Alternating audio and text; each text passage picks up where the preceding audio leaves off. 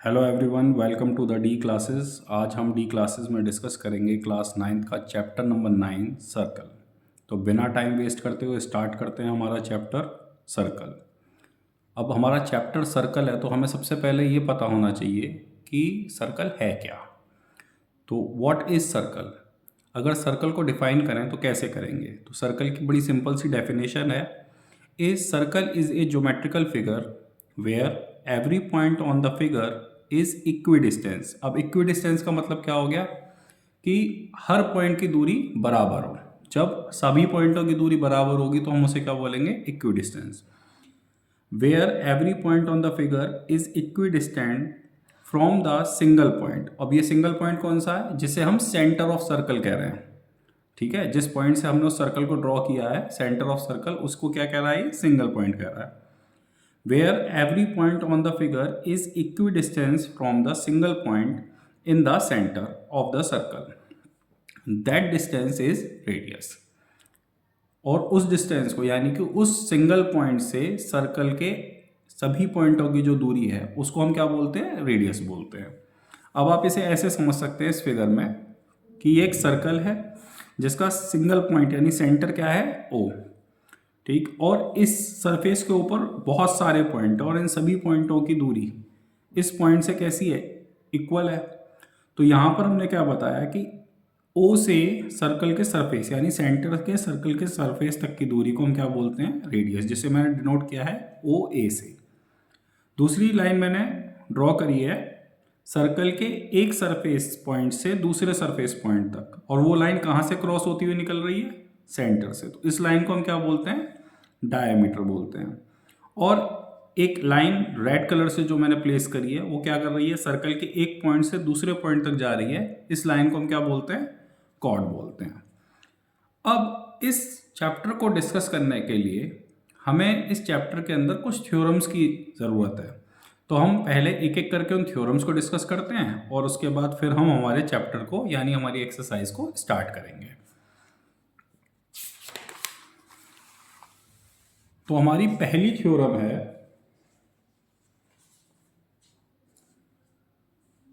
Equal chords of a circle subtend equal angle at the centre. क्या कह रहा है? थ्योरम नंबर 1 में ये कह रहा है कि इक्वल कॉर्ड्स,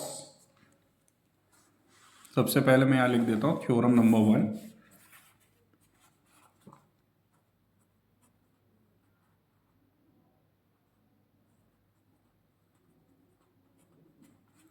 और सारी ही थ्योरम बहुत इंपॉर्टेंट हैं रिगार्डिंग टू दिस चैप्टर, तो प्लीज इन्हें ध्यान से देखिएगा। Equal cord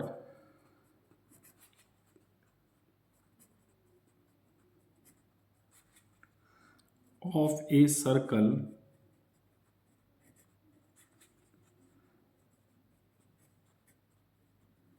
subtend equal angle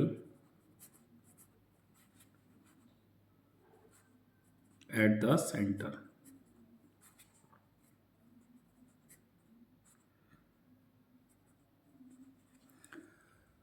अब ये जो थ्योरम है इसको बिना टाइम वेस्ट करते हुए प्रूफ करते हैं। तो क्या कहना चाह रहा है इस थ्योरम में? ये कह रहा है कि अगर एक सर्कल के अंदर दो इक्वल कॉर्ड्स हैं, ठीक है, तो उन दोनों कॉर्ड से जो एंगल सेंटर पे बनता है वो भी कैसा होगा? इक्वल होगा। तो प्रूव करते हैं इसको।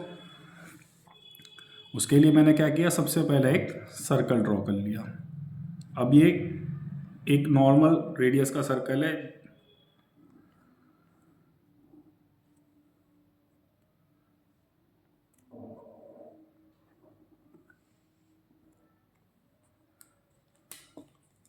और ये पॉइंट हो गया मेरा सेंटर ऑफ सर्कल। अब इसके ऊपर मैंने क्या किया? दो इक्वल कॉर्ड ड्रॉ कर ली। मान के चलो मैंने दो कॉर्ड ड्रॉ करी है। एक कॉर्ड मैंने ड्रॉ करी है 4 सेंटीमीटर की यहाँ से, और ऐसे ही मैंने यहाँ पर भी एक कॉर्ड ड्रॉ कर ली 4 सेंटीमीटर की। अब ये कह रहा है कि इन दोनों कॉर्ड से जो एंगल सेंटर पे बनेगा, सेंटर पे कैसे एंगल बनेगा? कि इन दोनों कॉर्ड्स के एंड पॉइंट्स को हम सेंटर के साथ कनेक्ट कर देते हैं, यानी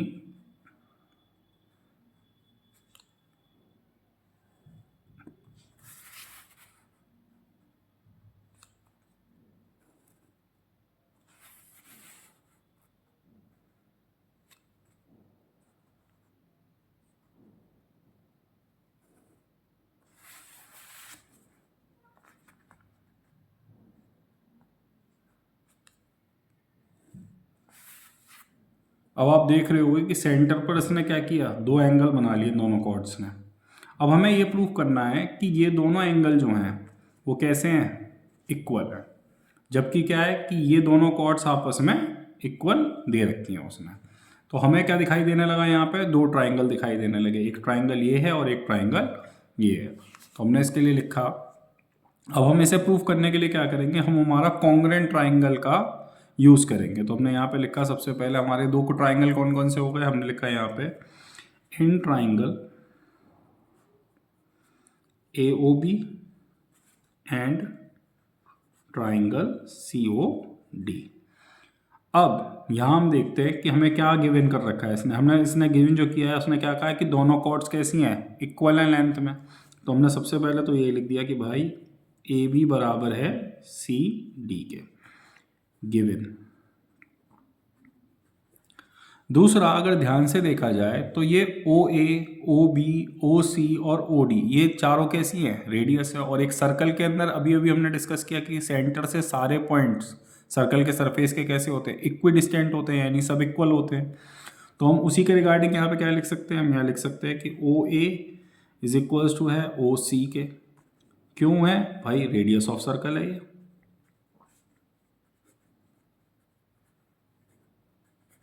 ऐसे ही हम यहाँ क्या लिख सकते हैं कि OB बराबर है OD के। क्यों है, same reason, radius of circle.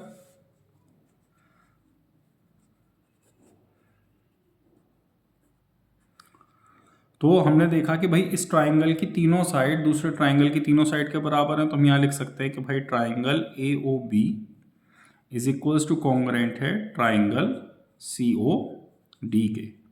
किस प्रॉपर्टी से है, बाई SAS। अब अगर ये दोनों ट्राइंगल कॉन्ग्रुएंट हैं तो इनके अंदर बनने वाले एंगल भी इक्वल होंगे। तो इसीलिए हम यहाँ क्या लिखेंगे कि angle AOB is equals to है एंगल COD के बाई CPCT। अब ये थ्योरम हमने यहाँ पे प्रूफ कर ली। कई बार ये थ्योरम क्वेश्चन के तौर पर आ जाती है, और नहीं तो हम इस थ्योरम का यूज़ डायरेक्ट भी कर सकते हैं कि मान लो अगर वो हमें क्वेश्चन में दे दे कि दो कॉर्ड्स हैं और उन दोनों कॉर्ड से जो सेंटर पर एंगल बन रहा है, तो हम उसे सीधे सीधे बता सकते हैं कि बाय द थ्योरम सेंटर पर बनने वाला एंगल इक्वल कॉर्ड्स का हमेशा इक्वल होता है।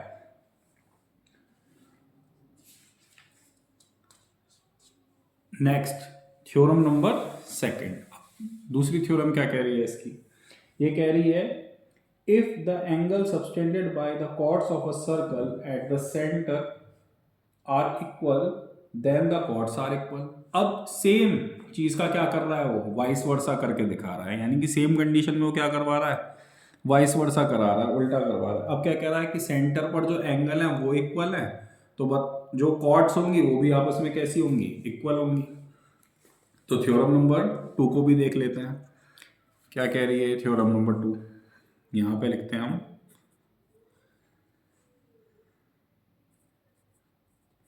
Theorem number 2। ये कह रही है if the angle subtended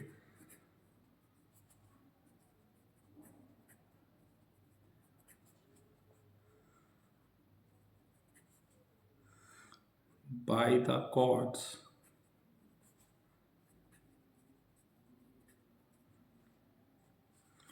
of a circle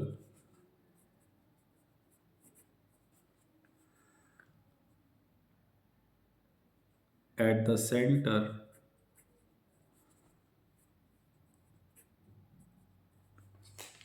are equal,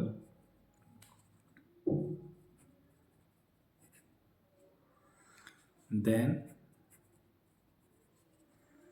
the chords are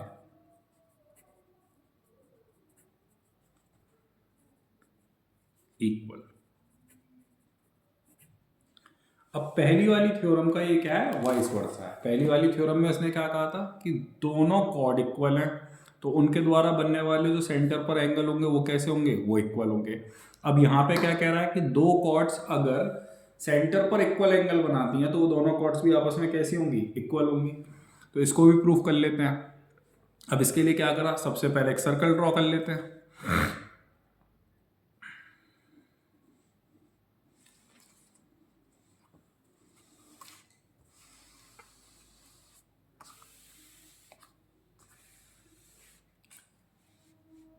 और इस सर्कल का हमारा सेंटर हो गया ये ओ, ये सेंटर हो गया। अब हमने क्या किया, कैजुअली दो कॉर्ड्स ड्रॉ कर ली। एक कॉर्ड हमने ऐसे ड्रॉ कर ली है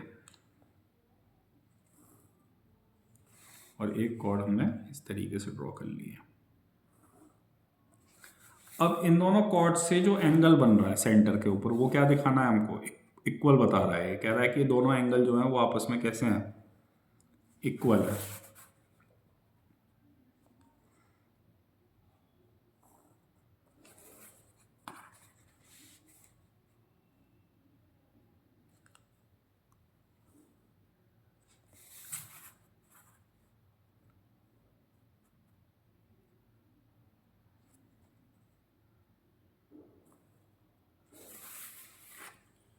अब ये कह रहा है कि ये कॉर्ड हो गई हमारी, कौन कौन सी कॉर्ड हो गई, एक तो ये ए बी हो गई और एक कॉर्ड हो गई हमारी ये सी डी। अब ये गिवन करता है हमको कि ये जो एंगल है, एंगल ए ओ बी और एंगल सी ओ डी आपस में कैसे हैं, इक्वल है।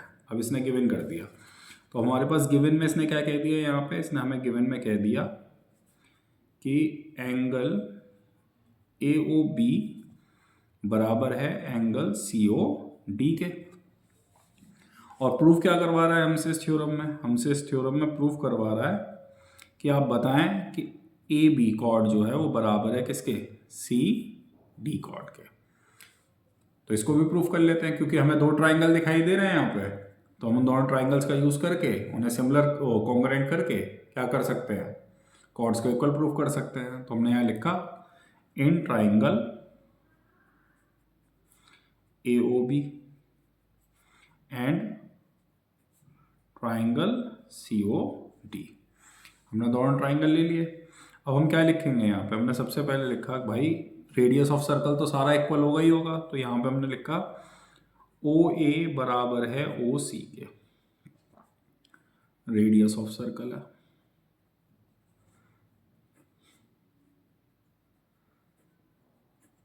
फिर हमने लिखा कि हमें जो गिवन दे रखे हैं दोनों एंगल, उनको इक्वल कर लिया। हमने लिखा यहाँ एंगल ए ओ बी बराबर है एंगल सी ओ डी के, ये हमारे पास गिवन पोर्शन है, गिवन कह रहा है वो हमसे। फिर हमने यहाँ करा आगे, दूसरी चीज़ हमारी क्या है कि तीसरी, कि ओ बी बराबर होगा हमारा यहाँ पे ओ डी के। और ये भी क्यों होगा, बिकॉज ये भी क्या है हमारा रेडियस ऑफ सर्कल है। तो हमारा यहाँ पे क्या हो गया, तीन चीज़ें मिल गई हमें।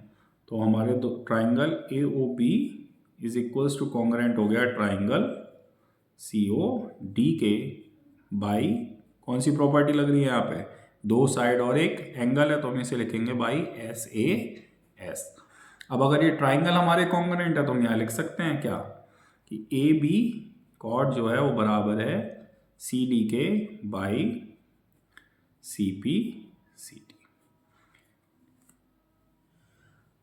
तो हमने पहली वाली थ्योरम में क्या सीखा, हमने पहली वाली थ्योरम में ये पता किया कि भाई अगर वो क्या कहता है कि दो कॉर्ड, एक सर्कल में दो इक्वल कॉर्ड्स हैं, तो उनसे सबस्टेंड होने वाला एंगल सेंटर पे क्या होगा, इक्वल हो जाएगा।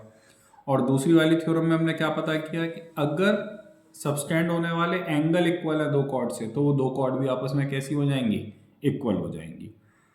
अब ये क्वेश्चन भी आ जाता है, कई बार क्या होता है कि एग्जाम में ही ऐसा क्वेश्चन भी आ जाता है, वो कह देता है कि प्रूव करिए कि if the angle subtended by the chord of a circle at the centre are equal then the chords are equal. या क्वेश्चन क्या कर देता है कि if equal chords of a circle subtend equal angle at the centre. तो ये theorem भी हैं और ये क्वेश्चन की तरह भी यूज होते हैं एग्जाम में, तो इस बात का ध्यान रखिएगा। अब हम आते हैं हमारी एक्सरसाइज 9.1 के ऊपर। ठीक, 9.1 से पहले ये दो थ्योरम थी, हमने इनको क्या किया, आपस में डिस्कस कर लिया। अब हम करते हैं हमारी एक्सरसाइज स्टार्ट, एक्सरसाइज 9.1।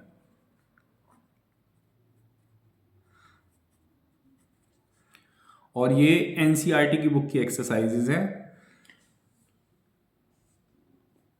अब हमारा पहला क्वेश्चन दे रखा है इसमें, recall that two circles are congruent if they have same radii, prove that the equal chords of congruent circles subtend equal angle at their center। क्या कहना चाह रहा है क्वेश्चन में?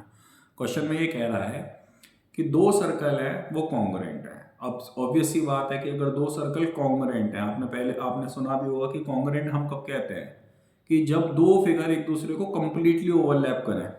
ठीक है, जब दो फिगर आइडेंटिकल हों तो हम उन फिगर्स को क्या कहते हैं? कॉन्ग्रुएंट कहते हैं। अब ये कह रहा है दो कॉन्ग्रुएंट सर्कल है, तो कॉन्ग्रुएंट सर्कल का मतलब क्या हो गया कि दोनों सर्कल का रेडियस कैसा होगा? इक्वल होगा, तभी वो दोनों कॉन्ग्रुएंट हो सकते हैं। एग्जाम्पल के तौर पर आप क्या ले सकते हो, जैसे आपकी मम्मी के हाथ की दो चूड़ियाँ, वो आपस में कैसी होती हैं? कॉन्ग्रुएंट होती हैं।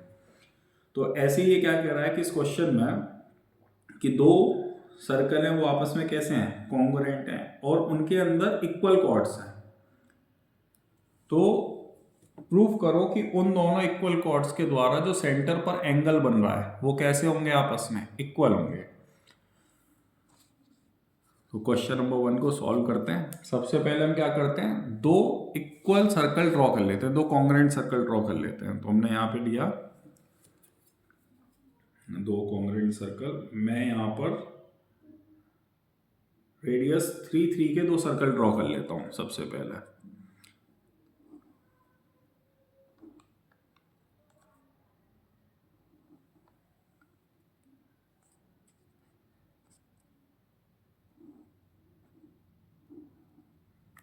एक सर्कल ये हो गया और इसके बराबर में हम एक और सर्कल ड्रॉ कर लेते हैं।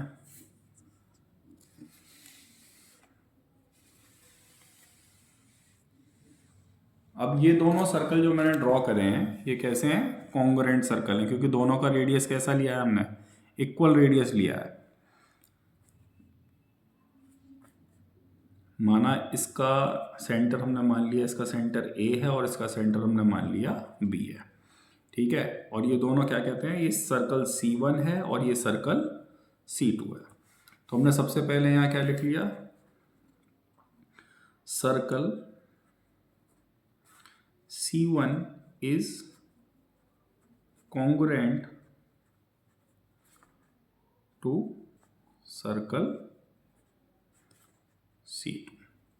अब इस लाइन का मतलब ये हो गया कि इन दोनों सर्कल की जो रेडियस है वो आपस में कैसी होंगी? इक्वल होंगी। अब इसने कहा हमसे कि भाई एक काम करो कि दो इक्वल कॉर्ड ले लो इन दोनों सर्कल के अंदर। कॉर्ड लेनी है हमें कैसी? Equal chords. तो हमने यहाँ पे क्या किया? यहाँ दो इक्वल कॉर्ड ले ली। एक तो हमने ये ले ली इक्वल कॉर्ड और एक हमने यहाँ से ड्रॉ कर ली इक्वल कॉर्ड।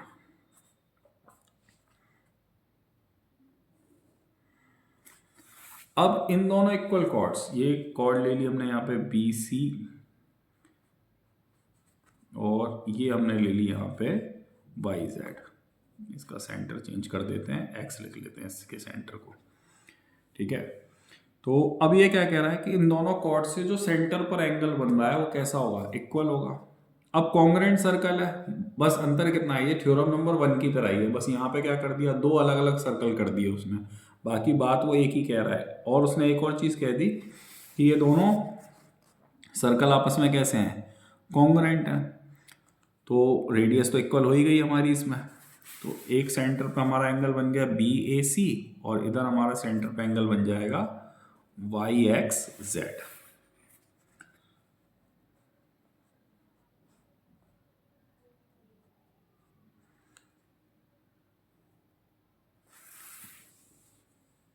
अब आप गिवन कंडीशन को देखते हुए इस क्वेश्चन को देखो क्या कह रहा है। क्वेश्चन में इसने सबसे पहला स्टेटमेंट हमें क्या दिया कि सर्कल C1 कॉन्ग्रुएंट है सर्कल C2 के।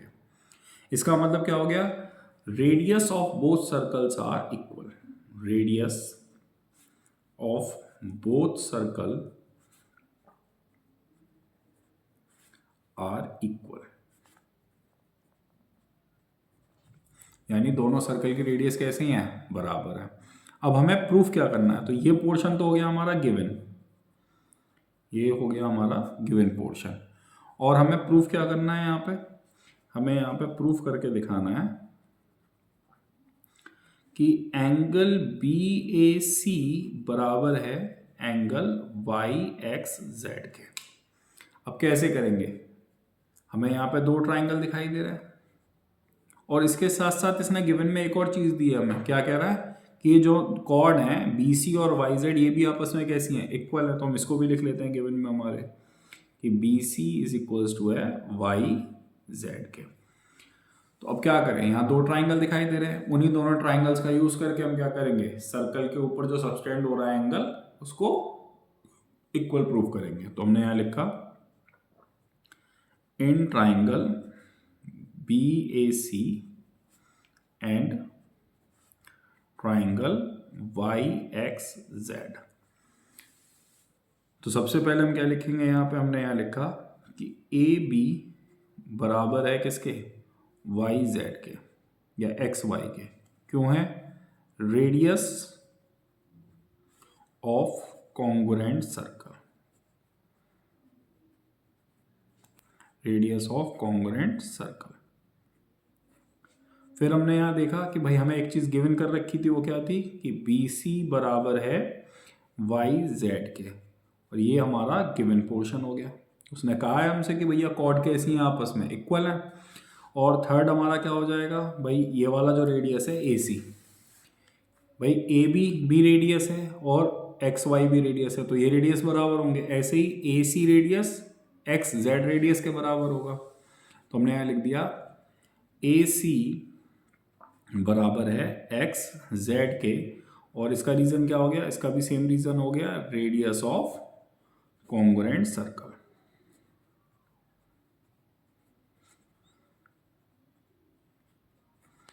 तो हमें तीन चीजें मिल गई हमारे ट्राइंगल में। तुम क्या लिखेंगे, यहाँ पे लिखेंगे triangle P A C is equals to congruent है triangle X Y X Z के by triple S, side side side. अब अगर ये ट्राइंगल कॉन्ग्रुएंट है तो सीधी सी बात है, इनके अंदर जो एंगल होंगे वो भी इक्वल होंगे। तो हम यहाँ लिख सकते हैं कि हमारा ये एंगल इस एंगल के इक्वलेंट है। तो हमने यहाँ लिख दिया कि angle B A C is equals to है एंगल वाई एक्स जेड के by C P C T. और हमारा क्वेश्चन नंबर 1 कंप्लीट हो गया। अब डिस्कस करते हैं हम इस एक्सरसाइज का हमारा next question, question number 2। Question number 2 क्या कह रहा है, ये कह रहा है prove that if chords of congruent circle subtend equal angle at their center, then the chords are equal। अब ये बिल्कुल same question theorem number second की तरह है, जो अभी हमने थ्योरम नंबर सेकंड करी है, सेम क्वेश्चन वैसे ही है। ये वही बात कह रहा है। मैंने अभी थोड़ी देर पहले आपको ये वाली बात बताई थी कि कई बार क्या होता है कि वो क्वेश्चन के फॉर्म में भी हमें दे देता है थ्योरम को। तो इसने वही किया है। क्या कह रहा है इस क्वेश्चन में, क्या कह रहा है कि if chords of congruent circle subtend equal angle at their centre. अब यहां पर क्या है, सेम कंडीशन है, बस क्या कर दिया, वहां पर एक ही सर्कल के अंदर दो इक्वल कॉर्ड थी और दो इक्वल एंगल सबटेंड कर रहा था। यहां क्या कर रहा है, दो अलग अलग कॉन्ग्रुएंट सर्कल में करवा रहा है। ठीक है, क्वेश्चन नंबर 1 में बस दो सर्कल ले लिए, ऐसे क्वेश्चन नंबर 2 में दो कॉन्ग्रुएंट सर्कल ले रहा है। तो हम इसको भी सॉल्व करते हैं फटाफट से। तो यहां हमने लिखा क्वेश्चन नंबर 2। तो ये क्या कह रहा है कि सबसे पहले क्या कह रहा है कि दो कॉन्ग्रुएंट सर्कल है। तो मैंने यहाँ पे फटाफट से क्या किया, दो कॉन्ग्रुएंट सर्कल ड्रॉ कर लिए। एक सर्कल ये हो गया हमारा और एक सर्कल मैंने यहाँ ड्रॉ कर लिया, ये ऐसे।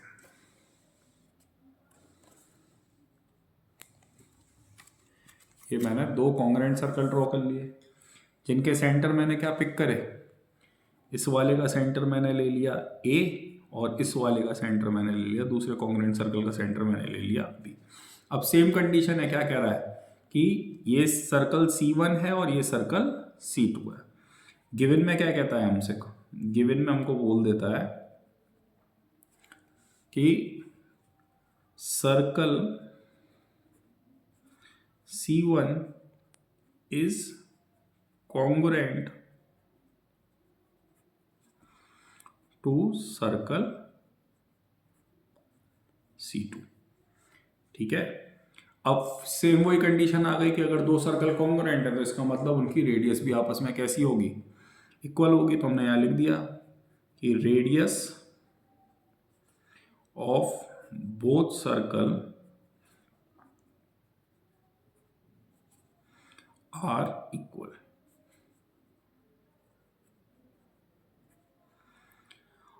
अब क्या कहता है इसमें, आगे कहता है कि भाई ये जो कॉर्ड है इन दोनों सर्कल के ऊपर क्या डाल रहा है, कॉर्ड डाल रहा है। तो मान के चलो हमने यहाँ पे क्या करा, दोनों सर्कल के ऊपर कॉर्ड ड्रॉ कर दी।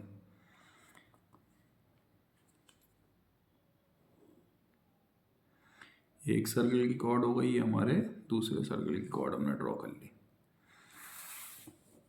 पहली वाली कॉर्ड का नाम हमने यहाँ दे दिया, इसको एक्स कर दो वापस से, मेरे को आदत है ABC लिखने की, इसलिए मैं बार बार B लिख देता हूँ। वो एक का सेंटर A है और दूसरे का सेंटर X है। इसको हमने मान लिया यहाँ पे ये कॉर्ड है BC नाम की, और ये वाली कॉर्ड है हमारी YZ नाम की। अब ये क्या कहता है, ये कहता है यहाँ पे कि जो सेंटर पर एंगल बना रही हैं दोनों कॉर्ड्स, ये कैसा एंगल बना रही हैं, इक्वल एंगल जनरेट कर रही हैं। ये दोनों कॉर्ड इक्वल एंगल बना रही हैं। तो हमने फटाफट से एंगल ड्रॉ कर लिए यहाँ पे।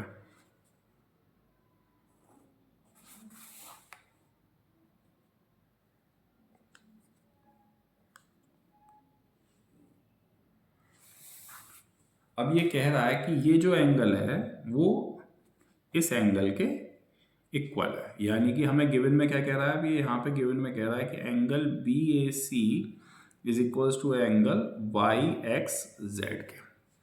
ठीक है, प्रूफ क्या करवा रहा है हमसे, प्रूफ करवा रहा है हमसे कि प्रूफ करो कि BC जो है वो इक्वल है किसके, YZ के। तो हमने क्या किया, यहाँ पे हमें वापस से दो ट्राइंगल दिखाई दे रहे हैं भाई, फिर यूज करेंगे उन दोनों ट्राइंगल्स का। तो हमने यहाँ लिखा in triangle BAC and triangle YXZ। हमने पहली लाइन इसमें लिखी कि भाई AB जो है वो किसके इक्वल होगा, YXZ, Y के इक्वल होगा। क्यों होगा, रेडियस ऑफ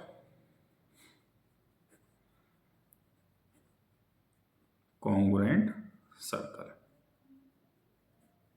भाई जब दो सर्कल कॉन्ग्रुएंट है तो इसका मतलब क्या है, क्योंकि रेडियस भी इक्वल होगी। दूसरी चीज हमने क्या लिखी, जो गिवन उसने हमें कर रखी थी, वो क्या है कि एंगल BAC बराबर है एंगल YXZ के, और ये हो गया हमारे इक्वल एंगल जो उसने हमें क्या किया था, गिवन किया था स्टार्टिंग में। और finally AC is equals to हो गया हमारा XZ के, same reason, radius of congruent circle. अब हमें तीन चीजें हमारी मिल गई, सफिशिएंट है हमारे लिए ट्राइंगल्स को कॉन्ग्रुएंट करने के लिए। तो हमने यहाँ लिखा कि triangle BAC is equals to congruent है ट्राइंगल YZX के बाई SAS। दो साइड है ये और एक एंगल है। ठीक, तो अब अगर ये दोनों ट्राइंगल कॉन्ग्रुएंट है हमारे, भाई ये दोनों ABC ट्राइंगल XYZ के कॉन्ग्रुएंट है, तो हम क्या लिख सकते हैं यहाँ पे कि इनके सारे पार्ट भी बराबर होंगे। तो हमने यहाँ लिख दिया कि BC इज इक्वल्स टू है YZ के बाई CPCD। और इसी के साथ हमारी एक्सरसाइज 9.1 फिनिश होती है। तो आज हमने क्या क्या डिस्कस किया इस वीडियो में, हमने चैप्टर 9 के अंदर तो टोटल 4 चीज़ें डिस्कस करी हैं। 2 थ्योरम डिस्कस करी हैं और 2 क्वेश्चन डिस्कस करे हैं। आई होप आप लोगों को मेरा पढ़ाया हुआ समझ में आए। अगर आपको मेरा पढ़ाया हुआ समझ में आता है तो प्लीज़ मेरे चैनल को लाइक करें, सब्सक्राइब करें और कमेंट करें। Thank you.